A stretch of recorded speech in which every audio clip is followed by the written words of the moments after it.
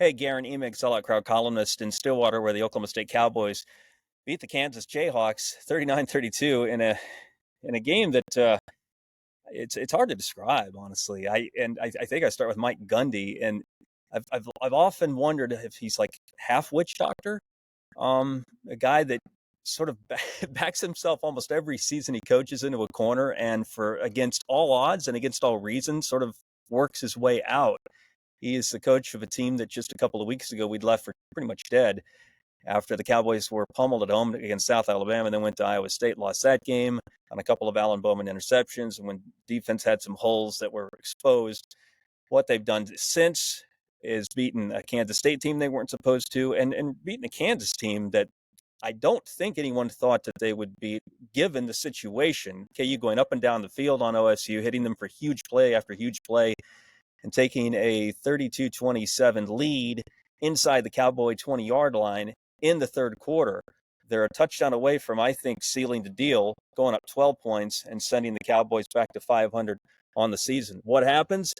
The same defense that was under siege for the first 35, 40 minutes of the game turns away 4 consecutive Kansas drives with a pair of interceptions and a pair of turnovers on downs to end the game. Even though the Cowboy offense sputtered in and out during the second half, they did finally mount a touchdown drive capped by Brennan Presley's game winner, added an insurance Alex Hale field goal, and all of a sudden a team that wasn't going anywhere with no offensive line, not much of a running game, and questions at quarterback. They've got a guy in Alan Bowman who throws for 300 yards and a couple of touchdowns, no interceptions.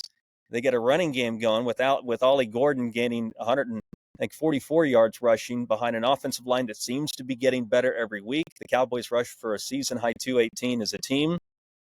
And the defense, if rocked a little bit by Jason Bean and KU's offense, timely big plays, led, of course, by Colin Oliver, the omnipresent pass rusher who had so many key moments in the second half as the Cowboys, with a witch doctor for a head coach, beat the Jayhawks 39-32.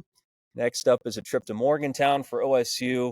They'll catch West Virginia at a good time after the Mountaineers blew the game the other night to Houston, a game that they had won with less than 20 seconds left, I think, only to give up a Hail Mary touchdown to former OSU receiver Boogie Johnson. So OSU wins in Stillwater. They've established not just a starting quarterback in Alan Bowman, but a go-to running back in Ollie Gordon.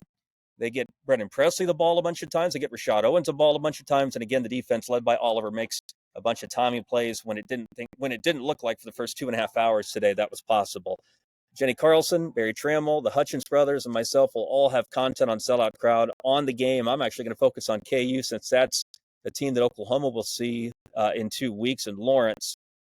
Jayhawks have played the Sooners tough the last 2 years. I don't think we should dismiss Kansas just because they couldn't hang on and win at OSU this afternoon. So look for our content, videos, podcasts, and, of course, the written word on Sellout Crowd throughout the weekend.